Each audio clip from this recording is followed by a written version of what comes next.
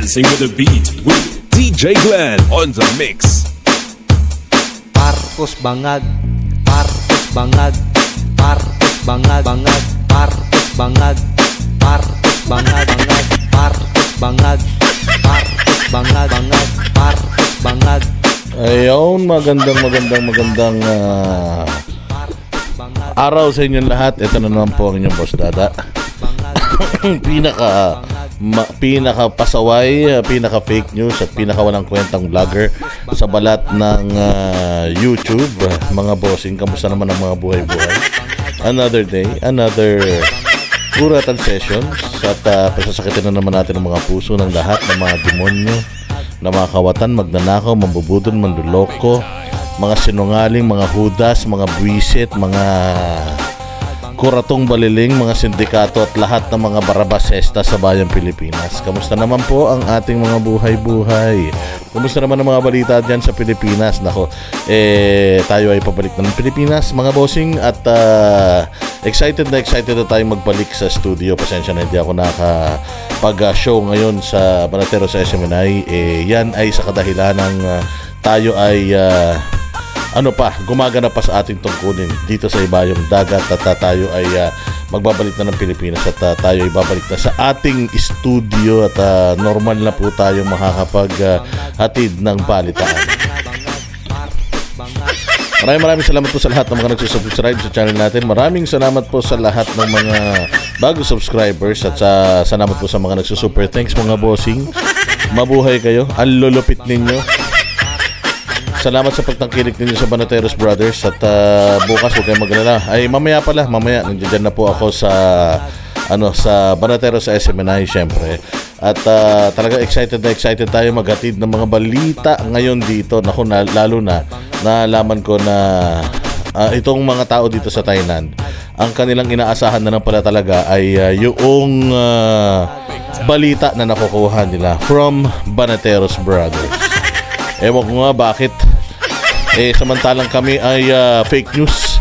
Kami walang kwentang mga vloggers at kami ay walang katotohanan sa aming mga sinasabi. Kaya do not quote us. Sa lahat ng mga politikong nanonood ngayon, huwag kayong mag-alala.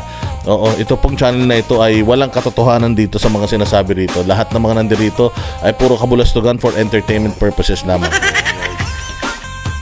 Okay, wag na kayo magtampo, ha? Ayan, di ba? Ang ganda-ganda ng aking damit. Ayan, yung mukha ni Pangulong Duterte, nandiyan pa yan. Oo. At malapit na raw po may uwi si Pangulong Duterte. Yun ay ayon kay VP Sara Duterte. Naku po, mukhang hindi na po tayo aabot ng September. Sabi nga ni VP Sara sa kanyang interview ay hindi na yata nag-aantay na lamang sila ng date at i-discuss na nga raw po nila yung jurisdiction. At syempre, katulad nga ng ating sinasabi, syempre Rome Statute, according to the Rome Statute, ay kailangan si Pangulong Duterte ay dumaan sa tamang proseso. Alam naman natin na hindi dumaan sa tamang proseso. Ayan na nga, si Atty. Topacio naghahamon na ng debate. Magdebate na daw. Lahat daw ng mga buwisit, lahat ng mga nagsasabing tama yung proseso ng pag-aresto kay Pangulong Duterte ay kanyang hinahamon ng debate. One-on-one daw, no holds barred. O ano ngayon? Sige na, Atty. Claire, it's your time to shine, hindi ba? Ikaw ay pinangangalandakan mong tama ang ginawa ng gobyerno. Sige na, isama mo na si Enrile. Hilain mo na si Enrile, lagay mo sa wheelchair. Tapos pumunta kayo kay Topacio at mag one-on-one debate kayong dalawa, manghinayo pa kayo. At napakaganda balita nun, narinig natin kay VP Sara. Sa ibang vlog, natin yan. Ipipresenta natin yung yung napakagandang balita niya na yan. At syempre, update lang din, si Ma'am Hanilet at si Kitty ay nakabisita na rin. At nandiyan na rin po si Madam Elizabeth Zimmerman. Alam naman natin na yan ay half German. So, ang Dutchland, ang Amsterdam, the Netherlands at ang Rotterdam ay malapit lang yan sa isa't isa, pati ang Germany. So home court advantage sila dyan. So nakita-kita na po sila, reunion po ng lahat ng nagmamahal kay Pangulong Duterte. Isinantabi muna ang hidwaang pag-iibigan para lamang po sa kaarawan ni Pangulong Duterte. Nagsama-sama po ang first, second, third, fourth, fifth family dyan sa sa Amsterdam. And soon, we hope kasi ano na po on process na po yung ating documents to go to The Hague, pero kung halimbawa man mauunang makauwi si Pangulong Duterte dito sa Pilipinas bago makapunta ang Banateros diyan sa The Hague, okay lang sa amin. Basta ang importante, maibalik na po ang tatay natin dito sa ating bayang Sinilangan dahil si Pangulong Duterte ay atin. Si Pangulong Duterte ay mahal natin, si Pangulong Duterte ay para sa Pilipinas, si Pangulong Duterte ay Pilipino, kaya dapat umuwi na siya. O kesi hodang agaran na yan. Tinanong nga si Madam BP Sara, ang sabi nga niya is nag-aantay ba, kailan nyo ba gustong mapauwi si Pangulong Duterte? Sabi nga ni VP Sara is now, as much as possible now. So ibig sabihin, they are treating this issue with a sense of urgency. So we are really happy with the development itong mga nangyayari kay Pangulong Duterte. And again, sabi ko nga sa inyo, it has to he has to take one for the team. Oo, para lang ipakita sa buong tao, sa buong Pilipinas at sa buong mundo na itong si Bongbong ay talagang wala ng pag-asang tao to. Wala na itong kapag-asa. Napanood nyo yung mga bossing? Napanood nyo yung interview niya? Yung kanyang pakikipag-usap doon sa parang chief of staff ba yun? O defense minister ng US ba yun? Yung poging-pogi, di ba? Grabe itsura ni Bongbong doon, no? Nakita niyo yung itsura niya doon, talagang namamagana. Parang, ewan ko, parang papano na, no? Iba na kulay. O kulay talong na, parang minake-upan na lang. Hindi, sa totoo lang medyo nakakabahala yung kanyang itsura diyan sa diyan sa kanyang interview. Kasi hinihingal siya. Yung mayroon siyang bibig kasi, hihinga siya ng malalim, tapos para siya nauubusan ng hininga. It's an indication na mukhang meron talagang dinaramdam itong mamang ito. Sabi ko karma is digital, di ba? Karma is just around the corner. It's just a matter of time. Ika nga, sabi nga nila, kapag ikaw ay gumawa ka ng kabalbalan sa kapwa mo, meron pong merong hangganan yan. May hangganan yan. Minsan, with the divine intervention, Panginoon na magsasabi na enough is enough. Oo, kaya makikita ninyo ibang-iba na itsura, mga bossing. Nako po. Okay, lahat ng mga gumagawa ng mga kabalbalan sa bayang Pilipinas, mag-ingat-ingat po kayo, ha? Mag-ingat-ingat po kayo dahil, nako po, sigurado ako na sa ngayon maaaring kayo ay nagkakamal ng limpak-limpak na salapi, kayo ay merong kapangyarihang malupitan, pero tandaan ninyo, lahat yan ay may hangganan. Hindi po tayo bumabata. Sabi nga nila, you only live once. Hindi ba? Hindi ibig sabihin you only live once kamkamin nyo na lahat ng pwede nyong kamkamin sa Pilipinas. So sa mundo, hindi po yung ganun. You only live once. Mas maganda na you are investing sa mga magagandang bagay sa Pilipinas at sa buhay mo, para pag ikaw ay yumao, hindi ka pupunta doon sa sementeryo ng mga doon sa libingan at sa buhay ng mga demonyo sa ibaba. O pupunta ka sa langit, hindi ba? Sabi nga nila, itong buhay na ito ay pahiram lamang sa atin. Ang totoo pong buhay ay yung buhay na walang hanggan. Kung ano ang ikinabuhay mo dito sa lupa, yun ang iyong aanihin. Kung satanas ka, magnanakaw ka, ikaw ay marami kang mga inagrabyadong tao, nanira ka ng simbahan, persecute ka ng mga taong simbahan, hindi ka tumanaw ng utang na loob sa mga taong pinagkakautangan mo ng buhay, pinagkakautangan mo ng loob, ay sigurado ako, hindi ka dun mapupunta. Dun ka mapupunta sa impyerno, sa dagat-dagatang apoy. At alam mo, pag nandoon ka, ang balita ko, pagka ikaw daw ay nandoon, hindi ka daw nasasanay sa sakit. Kung ano yung sakit na nararamdaman mo every time na pinaso mo yung sarili mo, di ba? Pinaso mo ng apoy yung sarili mo, yung sakit na unang sakit, ganun daw yun araw-araw. So araw-araw yung sakit, araw-araw wala daw hintong pagsigaw na sobrang init ng napapasong kaluluwa, yung maririnig mo doon, at walang katapusan yun. Yun na yung forever mo. Kaya naku po, mag-ingat. Kaya makikita mo, hindi ba, lahat ng kalaban ni Pangulong Duterte nasa impyerno na ngayon. O kita mo si Pinoy, nasa impyerno na. Oh, yan sila Dinky Suliman, no, nasa impyerno na. Oh, yan sila Edsel Lagman, no, mga nasa impyerno na yan. Lahat ng mga kumalaban kay kay Pangulong Duterte, at lahat ng mga kalaban ng Pilipino, ng abuso sa mga Pilipino, lahat yan lumalangoy na dun sa dagat-dagatang apoy ngayon, at walang humpay na pagtangi sa sakit hapdi ang kanilang dinadanas ngayon doon. Kaya yung mga nabubuhay pa dyan, yung mga yung mga taga-gobyerno dyan na humihinga pa, baka huling hinga nyo na yan. Kung ako sa inyo, bukas paggising nyo, burahin nyo na lahat ng mga kasamaang ginagawa ninyo. Linisin ninyo yung inyong mga sarili at mga buhay ninyo, dahil kahit ilang bilyon yung inyo pong nalikom sa inyong buhay, lahat po yan ay hindi nyo madadala sa kabilang hukay o sa kabilang buhay, okay?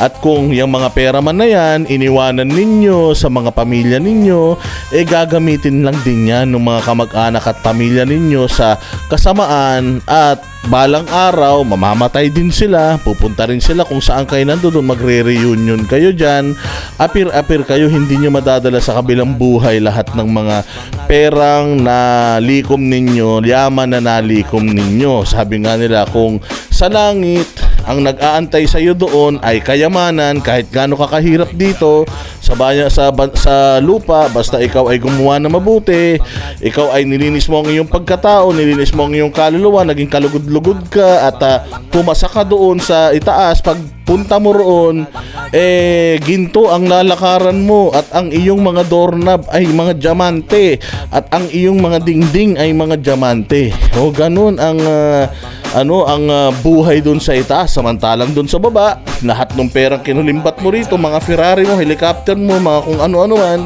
mga Rolex mo, Patek Philippe mo, at kung ano-ano man, Jacob & Co mo na mga relos, hindi mo yun madadala lahat doon. Oo, makikita mo, makikinabang yan dito sa lupa. Yung kabit nung iiwanan mo, oo, maniwala kayo sa hindi. Pero yung mga malilinis ang pagkampuso at pagkatao, pagdating doon sa itaas, naka po, maniwala ka.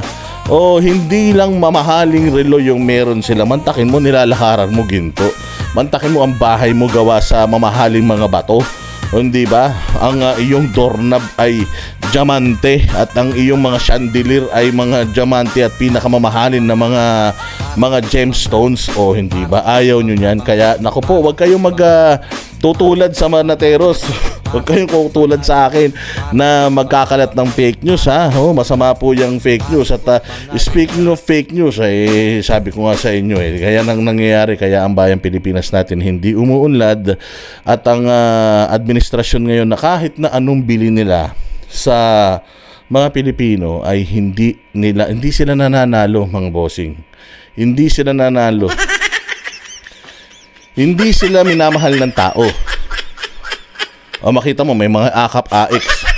Kailan lang? Bukas, ano ko yan, ipipresent ko yung sinabi ni Claire Castro, yung aso ng Malacanang. Sinabi niya na mahirap na daw bitawan yung AX kasi nasanay na daw yung tao. Oo, magagalit naman daw yung mga tao kung yung mga AX-AKAP ay ihihinto nila. So definitely, hindi daw nila ihihinto yun. Kasi parang lumalabas, wala na nga silang nagawa mabuti sa Pilipinas. Yun na lang yung parang mabuting, kahit papaano mabuting natatanggap ng tao mula sa mga demonyo na yan, ang hirap na daw nilang ihinto yun. Kasi imagine mo nga naman, kung ihinto mo AKAP, AX, tatanggalin mo. At kung ano-ano pa, 4-piece tupad, tatanggalin mo yan. Di wala na nagawa ito si Bongbong. Baka magkakalyo to sa tumbong sa sobrang kakaupo nito. So eto na nga ang pinakamasaklap sa lahat. Sa kabila ng kanilang mga ginawang pangungupal sa bayang Pilipinas. Hindi sa kabila ng kanilang pagwaldas ng pera ng taong bayan, paggamit ng pera ng taong bayan, igisa sa sarili mantika, akap, AX and all, na parang lumalabas na yun na lang ang kanilang legasiya, magbigay ng tulong sa mga Pilipino. Aba, mantakin mo, kulelat sa ratings etong si BBM. Ano ba tong balita na to? Iano nga natin, pakita natin. Nanatiling mataas ang approval at trust rating ni Vice President Sara Duterte, kabaliktaran naman ang kay Pangulong Ferdinand Marcos Jr. Naku po. Batay kasi sa Nako po, ano to? Bakit mataas ang trust rating ni VP Sara? Akala ko ba, ano yan? Yan meron yan mga piyatos-piyatos na pinalalabas. Akala ko ba, impeach na yan sa Kongreso? Akala ko ba, mai-impeach yan sa, sa Senado? Akala ko ba, masamang tao? Bakit mas mataas pa yung kanyang rating? Alam ba ninyo? Sa buong 3 taon na itong si VP Sara ay nagsilbi sa Pilipinas at binigyan ng posisyon sa Department of Education. Alam ba sa lahat ng mga sekretary ng pamahalaan, kasama si Bongbong sa mga sekretary, kasi if you remember, si Bongbong Marcos ang sa loob ng 1 taon ang naging Department of Agriculture Secretary. So habang si VP Sara ay nasa Department of Education, ito si Bongbong bilang presidente ay nasa Department of Agriculture siya. So mantakin mo, nagkaroon ng survey during that time, ang pinakamataas na Department Secretary performance, ang pinakamagaling na performer sa sa gobyerno, si Inday Sara, Department of Education. Imagine, presidente, nasa iyo lahat ng kapangyarihan. Ikaw ang secretary ng agriculture sa loob ng 1 taon. Wala kang nagawa matino. Hindi ka nangibabo sa survey, nasa iyo na lahat ng kapangyarihan. Ganun ka utak isda ito si Bongbong at ganun kagaling ito si VP Sara na mantakin mo hanggang ngayon Hanggang ngayon sa kaliwat ka ng paninira ng ng administrasyon, sabihin na natin, ng mga politiko sa Pilipinas, kasama ang media, pati ang mga makakaliwang grupo. Sa kabila ng kanilang paninira kay Inday Sara, ay nangunguna pa rin si VP Sara sa survey. Ibang klase sige diretso. pinakahuling pahayag survey ng Publicus Asia, mas lalo pa ngang sumadsad ang ratings ni Marcos Jr. Sabi naman ng kaalyado ng mga Duterte, ang kulelat na grado ng Pangulo ay hindi na raw katakataka pa. Si Jason Rubrico magpapalita. Dahil sa sunod-sunod at walang katapusang issue ng korupsyon at paglobo ng presyo ng mga bilihin na pinatindi pa ng kontrobersyal at iligal na pag-aresto kay dating Pangulong Rodrigo Duterte, tuluyan na ngang ibinagsak ng mga Pilipino ang performance rating ni Pangulong Ferdinand Marcos Jr. Ayan yung sinasabi natin. Oo, yan yung sinasabi natin. Akala kasi nito ni Bongbong Marcos, yung kanyang ginagawa ay makakapagsalba sa kanya. Alam nyo, nagsimula ang lahat ng ito nung ang gobyerno natin ay nakipagkasundo sa komunista. Oo, meron kasi silang kasunduan Meron lumalabas na na pirmado nila yung kasunduan with the communist. Ito rin si Bongbong ay nakipagkasundo rin doon sa Leninist, yung communist Leninist na si Biden. Sabi ko nga sa inyo, after magpunta niya ng US, doon na naging leftist Leninist itong Biden, Joe Biden. Pag uwi ng Pilipinas, biglang nagbago yung ugali nito. Bigla siyang naging pariwara. Okay naman siya noon friends naman siya with the Dutertes, okay naman sila ni VP Sara, pero bigla talagang nagbago simula nung siya ay nakipagkasundo with the communist at nakipag-peace talks ulit siya at nung siya ay nagpunta ng Amerika. Now, nakakalungkot isipin, sa sobrang hinang nilalang neto ni Bongbong Marcos, nakikinig siya sa kanyang pinsan, na yung kanyang pinsan ay pinapatakbo na rin ng mga komunista. Pinapatakbo na ng mga komunista. So ngayon, dahil mahina itong presidente na to, akala niya lahat ng ginagawa niya, dahil nga kakampi niya lahat ng mga tao sa paligid niya, akala niya tama. So inuutusan siya at inutusan siya na gawin yung mga bagay na ang pinaka masaklap is, kaya nga nagre-react na si nagre-react na si Amy Marcos. Kasi sabi ni Amy Marcos, pucha, patay ang kapatid ko nito. Imaginein mo, Bongbong Marcos will go down in history as a leader na ipinamigay niya, ipinagkanuno niya yung sarili niyang citizen, hindi lang ordinaryong citizen, dating presidente na mahal ng Pilipino. Sino sisisihin ng taong bayan pagdating ng dulo? Sa mga history books, sino ang sisisihin? Kung halimbawa magkaroon ng another people power, ng another ng kaguluhan ulit sa Pilipinas, sinong sisisihin mo? Si Romualdez ba? Hindi, ang sisisihin mo siya. Bakit? Kasi siya ang decision maker eh. Ang problema kasi sa kanya, nagbibigay siya ng mga desisyon nang hindi naman talaga galing sa kanya, galing sa ibang tao.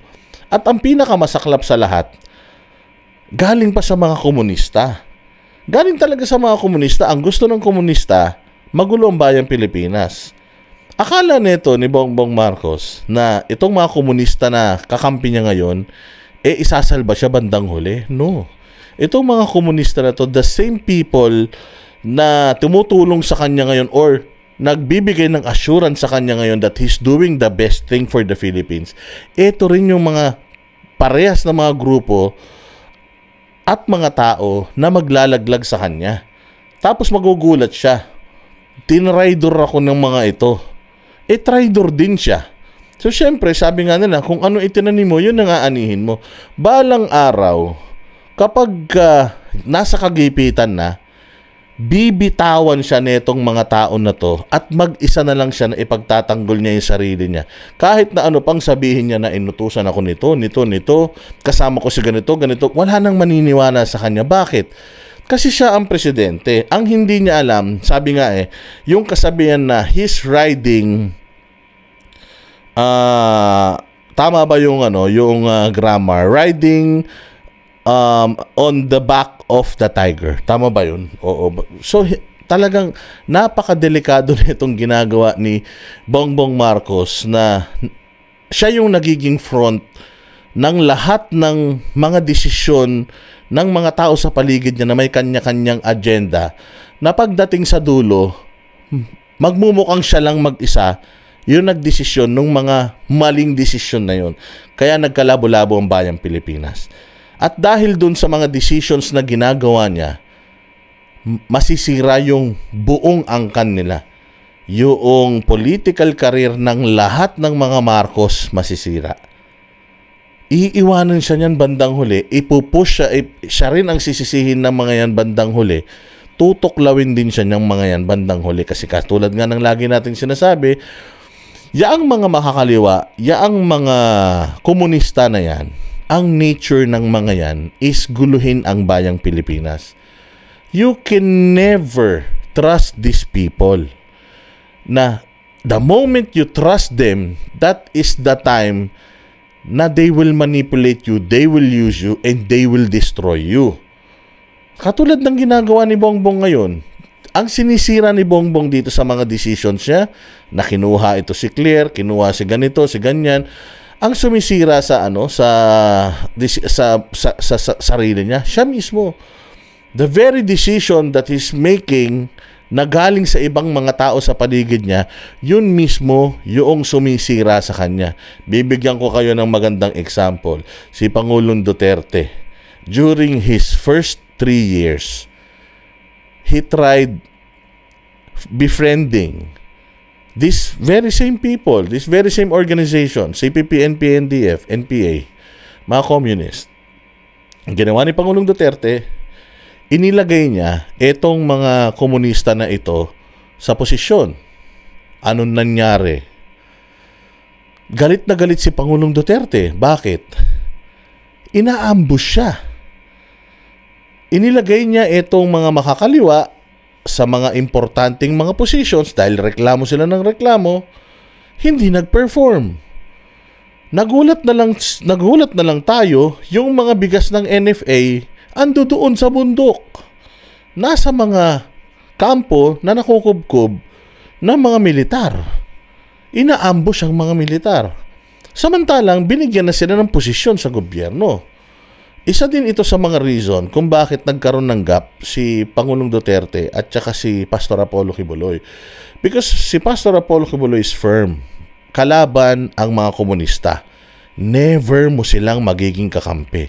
It's either susuko sila sa gobyerno or papatayin mo talaga silang lahat. Yun lang yun. It's one way or the other, ika nga.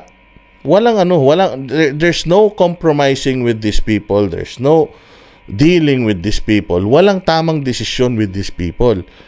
Kasi nga, ang gusto nitong mga komunista, sila ang mag-lead sa gobyerno at gawin tayong lahat na mga komunista. So for the first 3 years, hindi nag-usap si Pangulong Duterte at si Pastor Apollo Kibuloy. Dahil doon, sumama ang loob niya kay Duterte kasi nga nilagyan ng key positions yung mga komunista. Until ina-ambush na si Pangulong Duterte ng mga komunista at kahit may peace talks, wala silang humpay na nang-aabos ng mga tropa natin. So sabi ni Pangulong Duterte, I am one with the left before, kaya lang iba na pag ikaw na presidente at ikaw na ama ng bayan at responsibilidad mo na yung mga militar. Noon nung mayor ako, I can side with the left. Why? Kasi hindi naman ako ang kumbaga yung mga sundalo naman, hindi ko naman sila responsibilidad sila ng Republic. And ito naman mga makakaliwa na to, meron din naman silang pinaglalaban. Si Pangulong Duterte nga kasi is masa. So, nung dumating na siya sa presidente, doon niya nalaman kung gaano ka-corrupt itong CPP-NP at yung mga party list. Pag gusto pa nga niyang pauwi nun si Joma Sison, di ba? So, doon niya nalaman na there's really no way na maging okay with these people kasi talagang ang nature nila is manuklaw dahil mga ahas talaga sila. Kaya ang ginawa ni Pangulong Duterte, lahat ng mga wala naman nagawa sa gabinete ng mga makakaliwa na ipinasok niya, pinagtatanggal niya lahat. Tapos, nakipagbalikan siya with Pastor Apollo Kibuloy, nag-spend ng billion si Pastor Apollo Kibuloy to help the government fight insurgency. At nanalo tayo. Ang daming mga sumuko eh. Ang daming mga sumuko na mga komunista noon. So, na-realize ni Pangulong Duterte na even though tinry ko na maging isa with them, hindi talaga uubra. Never talagang mag-work as one ang komunista at ang gobyerno. Kasi the moment na ginawa mo yon, binitray mo na kagad yung bansa mo at ginulo mo na kagad ang Pilipinas. Look at what's happening now with Bongbong Marcos collaborating with these people. Ayan ang nangyari sa bayan natin Pilipinas. Nasaan si Pangulong Duterte? Nasaan si VP Sara? Nasaan si Pastor Apollo Kibuloy? Itong tatlong to ha, sino nilabanan nito? Itong tatlong to, sino yung bumibira sa mga ito? Kaya hindi mai-deny ng gobyerno na nakikipagsabuatan talaga sila sa mga makakaliwa, sa mga makabayan. Bakit? Si Pastor Apollo Kibuloy kinakana ni Ray Santiveros at ng mga makabayan. Tinanggal ang prangkisa. 'Di ba? At ikinulong. Pangalawa, VP Sara. Sino ang mga nagsampa ng impeachment kay VP Sara? Puros mga makakaliwa. Kay Pangulong Duterte, sino ang nag-file ng ICC? Sino ang humahawak ng mga human rights victims dito sa Pilipinas? Lahat yan puro makakaliwa. So ang kalaban nitong tatlong to makakaliwa. At nagtatagumpay yung makakaliwa. Bakit? Because they're using yung mismong power ng gobyerno natin. Na sabi nga nila nananalo sila sa gera nang hindi sila bumubunot ng baril. Nakukuha ninyo? Kasi dati, pag nakipaglaban sila sa gobyerno, nakikipagbarilan sila sa gobyerno. But this time, without even drawing a gun, nananalo sila. Paano? Dahil nadidiktahan nila itong si Bongbong. At ito naman si Bongbong, wala ring utak. Sige, desisyon dito, desisyon dyan. O pagdating nung huli, mag-isa siya. O hinahanapin niya yung mga nasa likod niya. Shit. Ang dami nag-uutos sa akin. Pagdating nung nagdidesisyon tungkol sa mga bagay na to, tapos ngayon mag-isa na lang ako. Doon ngayon niya marirealize na, ay putya yan. Nadali ako. Ay putya yan. Deal ako sa demonyo. Sira ang buong angkan niya. sira siya, sira silang lahat, sira yung gobyerno niya dahil sa pakikipag ganun niya sa komunista. So, yun yung sobrang delikado rito. Yun yung hindi nare-realize ni Bongbong that these people, yung mga makabayan, ang nature niyan is tuklawin ka dahil mga ahas sila. Kahit anong alaga mo, anong bait mo, darating ang panahon, tutuklawin ka niyan. At pagdating nun, sabi ko nga sa inyo, after netong election na ito, 2025, at nanalo yung mga kandidato natin, biglang magsishift ang power sa Pilipinas. Biglang magsishift yan. Lahat ng mga bumaliktad sa mga Duterte, babalik lahat yan sa mga Duterte. Parang mga aso yan, katulad neto ni Abalos. Lahat yan, magsisip-sip ulit yan. Lahat yan, pero huli na ang lahat. Magugulat na lang si Bongbong na akala niya, kaibigan niya lahat ng ito, traidor siya na kaibigan. Hindi niya alam na kung ano yung ginawa niya sa mga totoo niyang kaibigan, which is the Dutertes, mas masahol pa yung gagawin sa kanya netong mga bago niyang kaibigan ngayon. Patuloy na dumadaos-dos ang approval at trust rating ni Pangulong Ferdinand Marcos Jr. Batay sa pahayag 2025 first quarter survey ng Publicus Asia, bumagsak sa 19% ang approval rating ni Marcos Jr. mula sa dating 33% noong nakaraang quarter. Mula naman sa dating 23%, bumagsak sa 14% ang trust rating ni Marcos Jr. habang sumirit naman sa 63% ang distrust rating laban sa kanya. Ayon sa survey, maliban sa walang katapusang mga issue ng korupsyon. Katulad niyan. Sino ang sinasurvey? Si Bongbong. Pero si Bongbong lang ba nagdesisyon nito? Anong sinabi ni SILG? No, it's a group effort. Madami silang nagdesisyon, pero sa survey, si Bongbong lang ang bumabagsak. Why?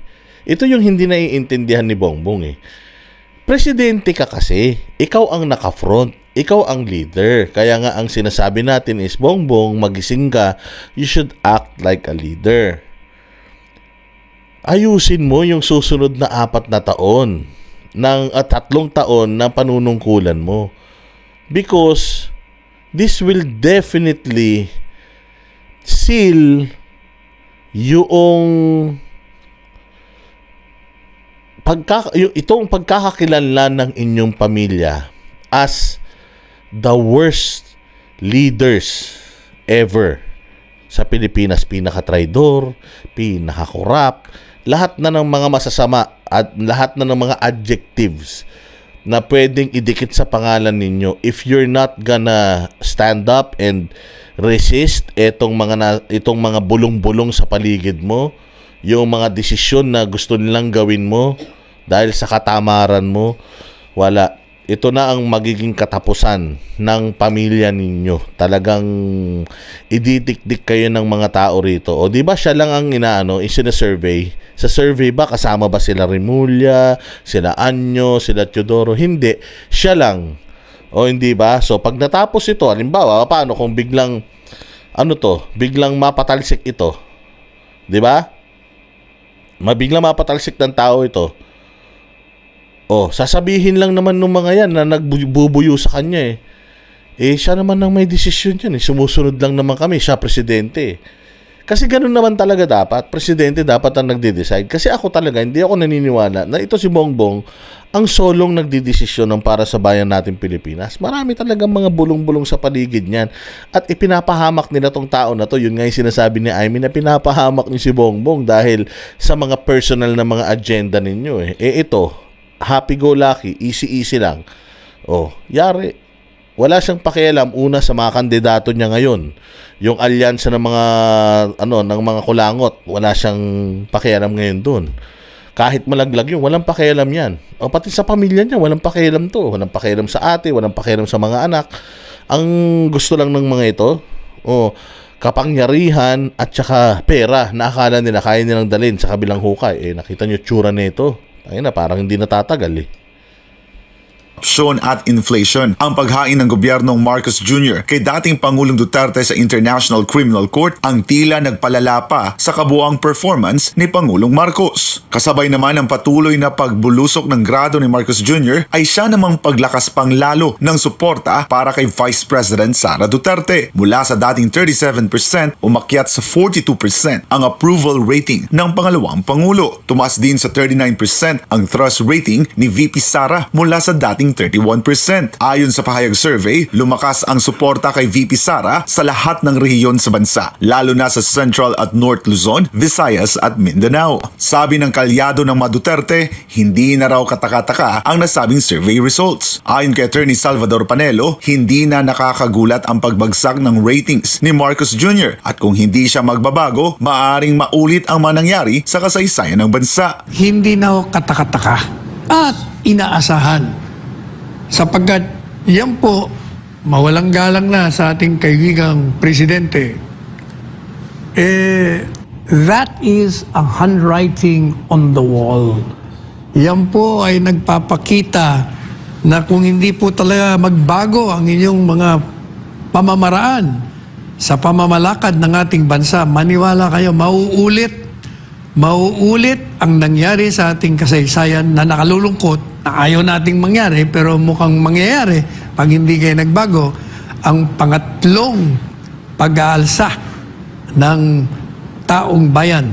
Binigyang diin pa ni Panelo na ang taong bayan mismo ang nagluklok sa mga nasa Tandaan ninyo ha, napatalsik ng people power ang tatay ni Bongbong Marcos nang dyan lang sila sa EDSA na malagi. Imaginein mo, buong Pilipinas ito, Luzon, Visayas at Mindanao. Lahat ng tao nagsasama-sama, nagpapakita ng suporta. Imaginein mo nung nakaraan, nandiyan na sila sa Mindiola.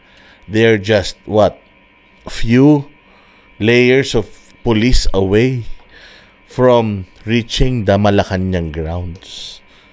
Ganun na lang kakunti.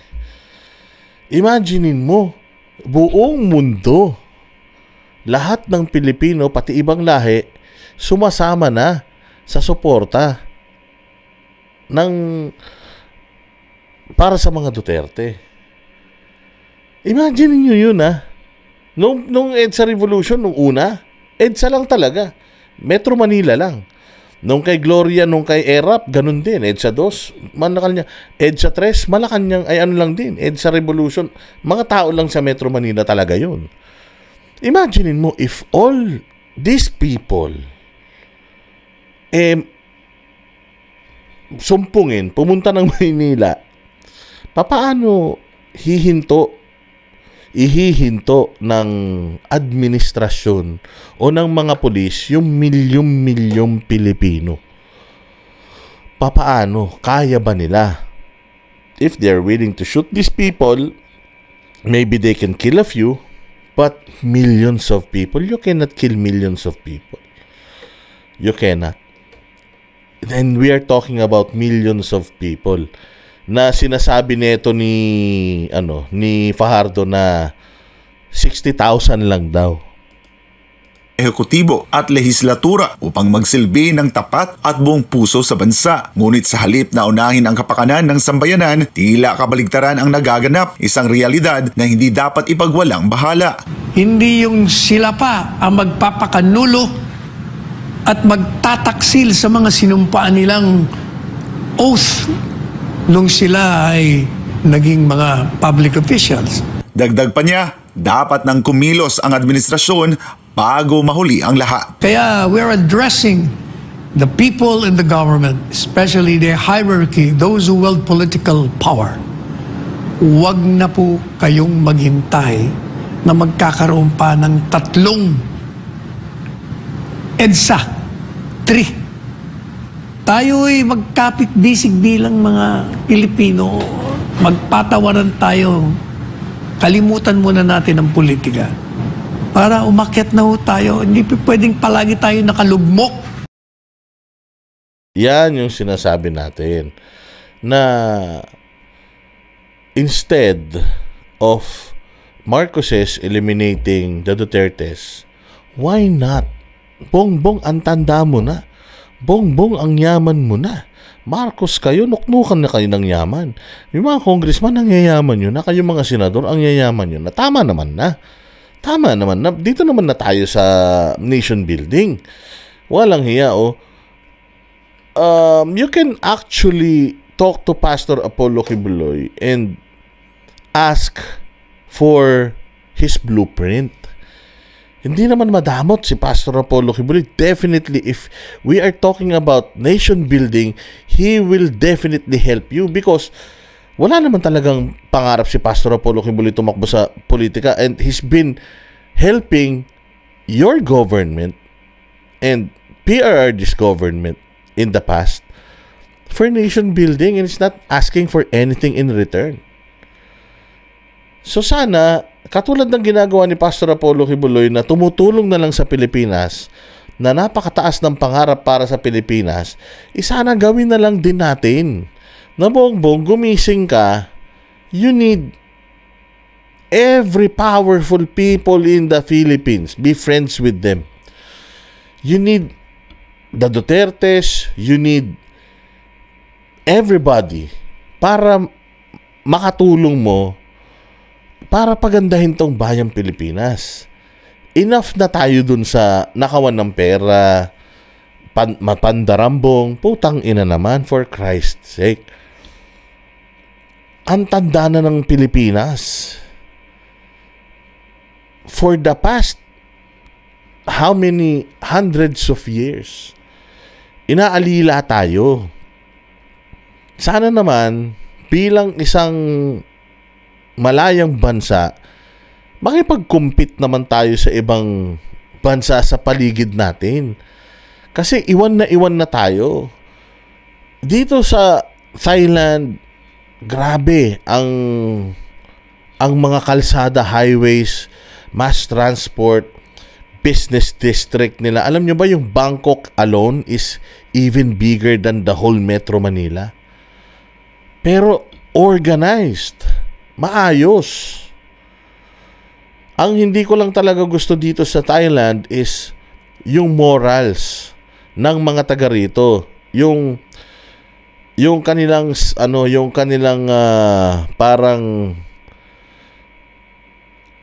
binibenta nila yung mga katawan nila for kumbaga parang very normal na lang sa kanila yung kamunduhan.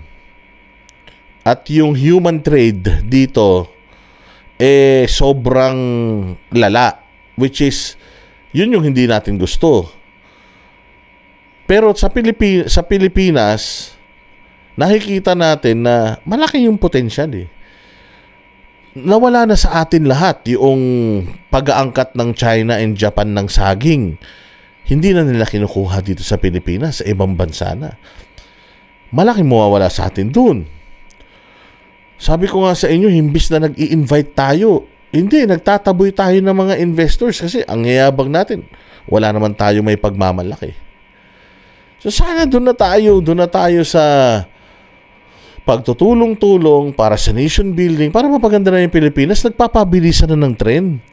Nagpapataasan na ng building sa mga katabing bansa natin. Tayo, putang ina, nagpapalakihan pa rin tayo ng nakaw.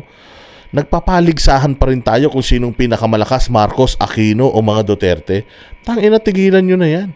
Pilipinas naman, Pilipino naman. Oo na, kayo na ang mga malalakas at makakapangyarihan sa Pilipinas. Okay na yun. Sana naman this time, priority naman natin yung bayang Pilipinas. Anak ng tinapay naman.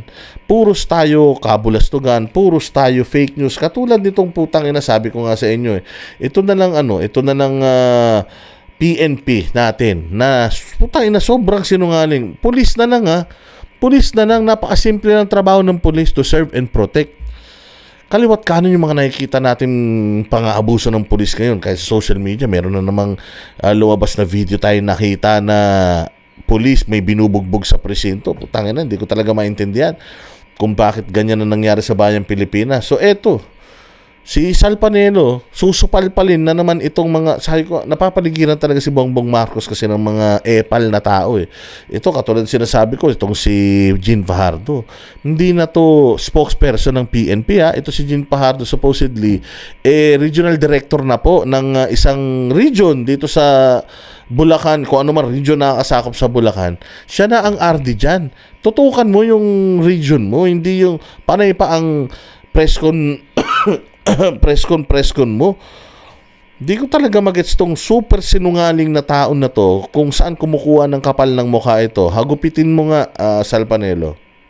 Pumalag sa inilabas na datos ng Philippine National Police kaugnay sa bilang ng mga nakiisa sa Global Birthday Tribute para kay dating Pangulong Rodrigo Duterte. Sabi kasi ng PNP, nasa 60,000 lang daw ang dumalo sa buong bansa. Bagay na sinupalpal ng dating opisyal ng Duterte administration dahil kitang-kita naman na higit na mas marami ang nakiisa sa ika-80 karawan ng dating Pangulo. Si Paul Montibon sa report.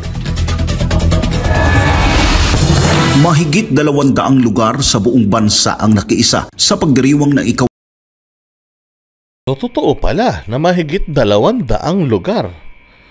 Sure talaga tayo na higit 200 na. Kung 200 lugar divided by 60,000, putang ina niyan. Napakalaking kagaguhan talaga na minamaliit ninyo yung masang Pilipino. Diyan natatalo si Bongbong eh. Diyan sa pagpamaliit sa boses ng Pilipino eh. First time nangyari to. First time na nangyari to sa history ng Pilipinas. Sabi ko nga sa inyo, EDSA 1 and 2, EDSA lang yan. Mantakin mo ito, buong Pilipinas, hindi ng buong Pilipinas, buong mundo.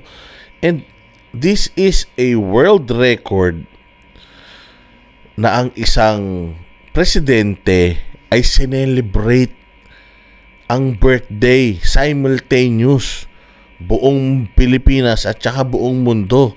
I am sure, ano yan, tayo ang may kauna-unahang gumawa niyan.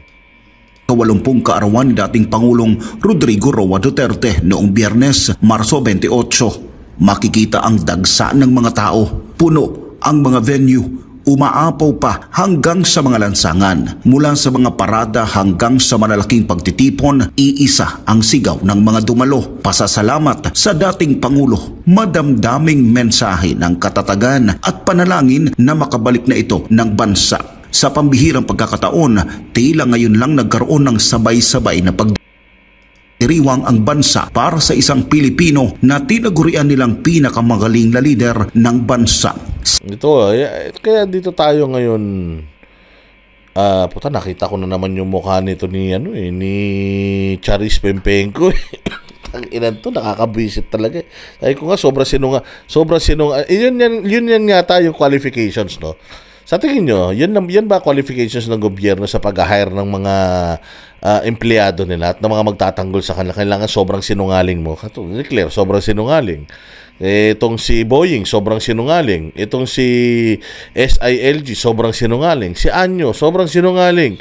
Si Teodoro, nuknukan ng sinungaling. Itong putragis na to, itong buwisit na to, itong putang ina to si Bakekang, napakasinungaling din, tingnan nyo. Sabi ng PNP, may natanggap daw silang report na nagsasabing 60,000 na katao lamang daw ang dumalo sa nationwide global tribute para kay Tatay Digong. Kinumpirma mismo ito ni Police Regional Office 3 Director at concurrent spokesperson Police Brigadier General Jean Fajardo. Sa Davao pa lang na balwarte ng mga Duterte, nasa mahigit 300,000 katao na ang dumalo sa birthday rally ng dating Pangulo. Halos 50,000 naman ang pinagsama-samang bilang sa Central Visayas, habang libo-libo rin ang nagtipon-tipon mula naman sa iba't ibang bahagi ng Luzon. Ayon sa PNP, naging mapayapa naman ang mga pagtitipon at walang naitalang untoward incident hanggang sa pagtatapos ng araw. Hindi naman pinalampas ni dating Presidential Legal Counsel Attorney Salvador Panelo ang maling datos na inilabas ng PNP. Sabi niya, posibleng nagkamali lang daw si Fajardo ng basa. Sa halip na 60,000, dapat ay 60 milyong katao ang sinabi nitong dumalo sa global rally para sa dating Pangulo. Nagkamali lang siguro ng sulat kasi ang ibig niya sabihin 60 milyon sa buong mundo at sa Pilipinas ang nagsama-sama at nagtipon sa pagdiriwang kay Pangulong Duterte sa kanyang 80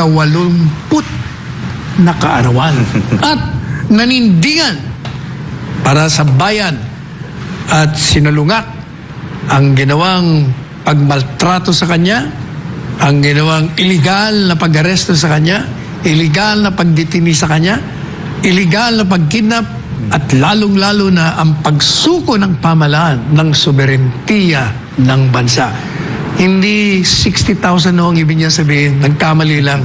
60 million no ang gusto niya sabihin. Giit ni Panelo, natatangi ang pangyayaring ito para kay Ayan, no? Kita nyo naman. Nandiyan pa ako. Ayan, no? Naglalight pa kami ng candle dito sa Thailand, no? Sa may, ano. Sabi ko nga sa inyo, dito nga lang sa Thailand, dalawang araw pa ginanap.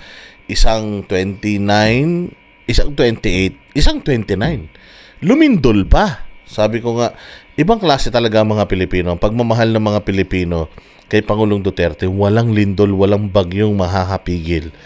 Kailangan mag-organize. At sabi ko nga sa inyo, walang pera itong mga Duterte. Kahit sangkusing, kahit 1 piso, walang inilabas etong mga Duterte para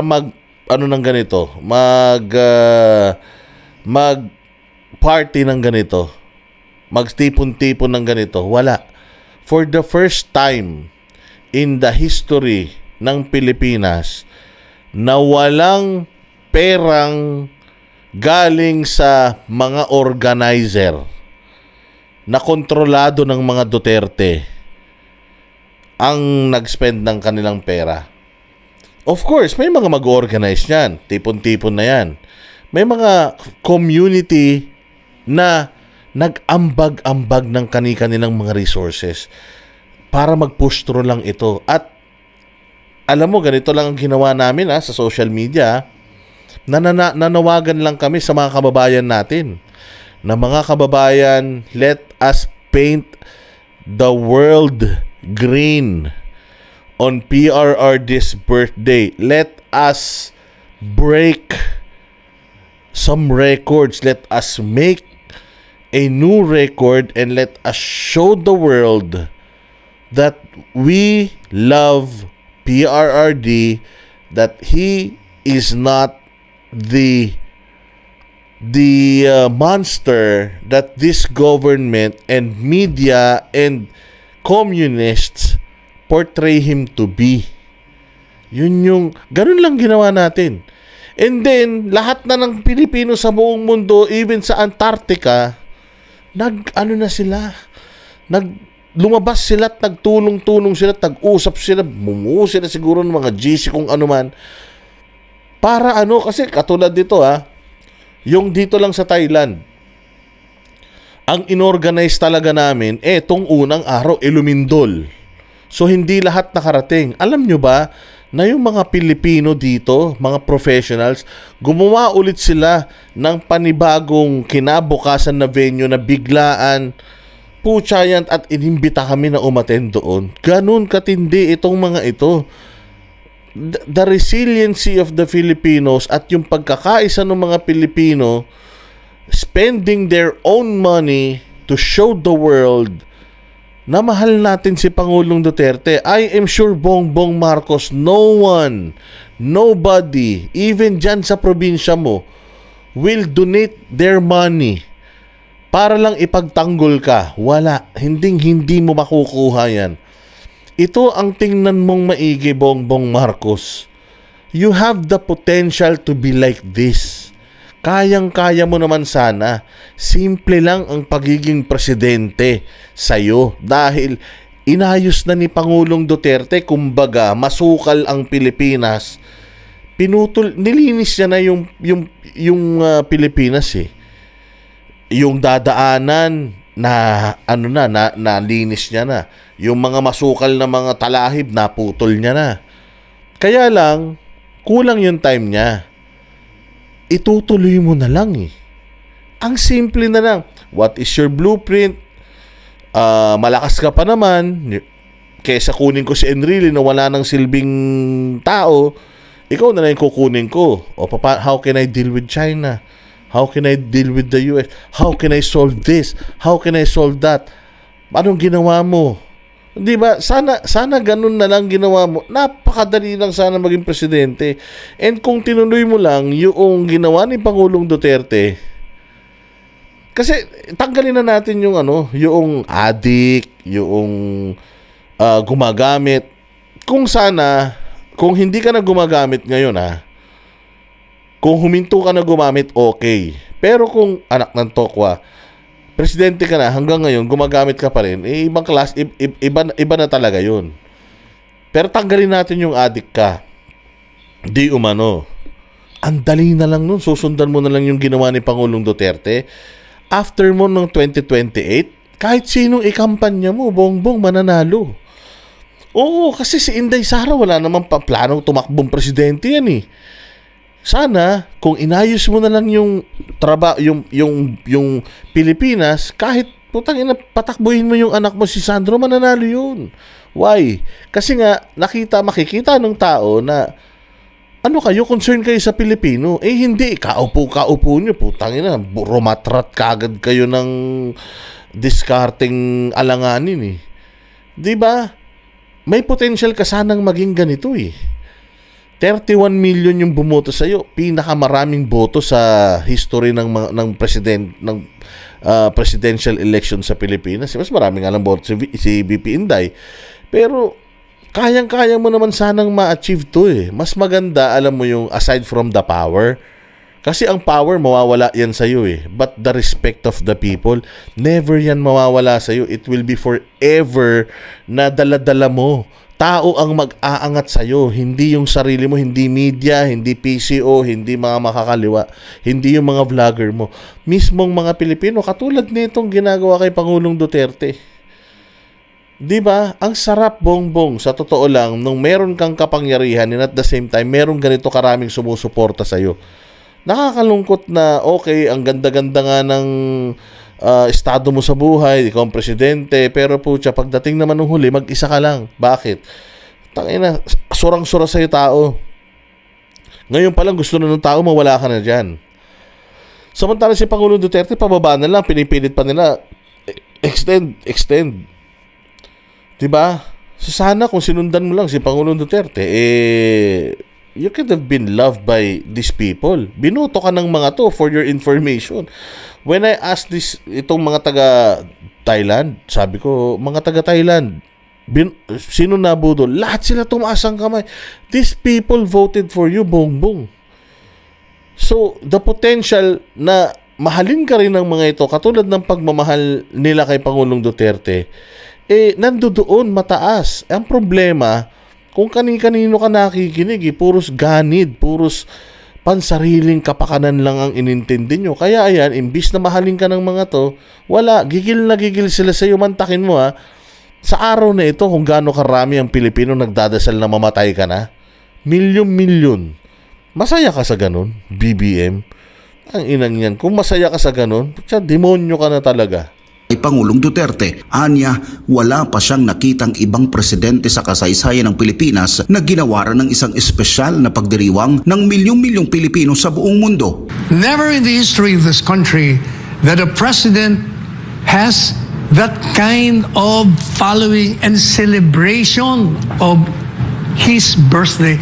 Wala, tingnan nyo, magmula pa sa Quezon, lahat. Sino pa ba? Osmeña, ano pa? Quirino, Magsaysay, Macapagal, Marcos, Aquino, sino pa? Estrada, Ramos, Cory, lahat yan. Wala. Kahit na birthday ng ating Pangulo, meron bang ganun? Wala. Patunay lamang anya ito na hindi basta-basta ang isang Pangulong Rodrigo Duterte sa puso ng mga Pilipino. At hindi na rin daw nakapagtataka kung isang araw ituring itong bayani ng bansa. Sapagkat tumalab talaga sa isipan at sa puso ng mga Pilipino ang mga legasiyang mga itinayo niya. ang lahat ng mga ginawa niya talagang napamahal siya. Kaya nung ikinulong siya, yan, naglabasan lahat. Kaya hindi tayo magtataka kung siya'y tatanggalin bagong bayani ng mga listahan ng mga bayani dito sa ating bansa. Para sa Diyos at sa Pilipinas. Yun ang sinasabi natin, Pangulong Marcos. Kaya nga, ako nananalangin na sana, excuse me, magising ka sa katotohanan and i-correct mo. The next 3 years of your presidency, I hope that you will dedicate it to the people. Sa tao naman. Lost na namin yung nangyari for the past 3 years. Walang nangyari, zero ang infrastructure, walang programa, puros ayuda. Okay, sige, lost na namin yun. Sanay naman kaming i-charge sa experience lahat eh. Ano na lang tayo? Trabaho na lang tayo for the next 3 years. O baka sakali, maisalba mo pa yung pangalan mo at yung pangalan ng pamilya mo. Let's just hope. Sabi ko nga, prayers can move mountains, hindi nga, 'di ba? So let's just hope and pray na magising sa katotohanan etong tulongges na ito. Ayan. Maraming salamat ulit mga bossing sa inyong walang sawang pagpatnubay dito sa ating channel. Maraming salamat po sa inyong pag-like at pag-share. Importante po yung mga comment ninyo. Binabasa ko po lahat ng mga comments ninyo, ha. So, importante po yan. Kaya mag-comment po kayo lagi, mag-like po kayo, mag-share po kayo para makita rin ng mga taga-gobyerno na nanonood, nakabantay dito sa channel natin na may boses kayo at the reason why you are reading or watching me dahil pare-parehas tayong fake news peddler, ganyan. Pare-parehas tayong naniniwala sa peking balita at pare-parehas tayong naniniwala na walang kwenta talaga itong channel na ito, hindi ba? Yan. So maraming salamat po muli sa inyo. Mabuhay kayo. God bless us all and God bless sa Philippines. You're amazing. Magandang araw sa inyo lahat. Kami ang boses ng masa, hindi natatakot. Katotohanan lang, di kami nalulunod. Walang bahid ng sismis, lahat ay totoo. Kahit sino ka pa, pag mali ka babanatan ka. Walang pinipili kulay, wala kaming kinikilingan. Basta para sa bayan, kami lalaban. Pag tama palapakan, pag mali banatan. Di matitinag, di matatakot. Para sa bayan, tuloy ang sigaw. Sa harap ng kamera, walang halong takot. Mga baluktot, lahat kayo'y tutumba. Ang hustisya at totoo, yun lang ang mahalaga. Kahit sinong harang, di kami matitinag. Walang pinipiling kulay, wala kaming kinikilingan. Basta para sa bayan, kami lalaban. Pag tama palapakan, pag mali banatan. Di matitinag, di matatakot. Para sa bayan, tuloy ang sigaw. Kung nasa tama ka, ikaw ay aming kasama. Pero pag mali ka, handa ka na bang mabasag? Banateros kami, walang inuunan. Dahil bayan muna, bago ang sarili.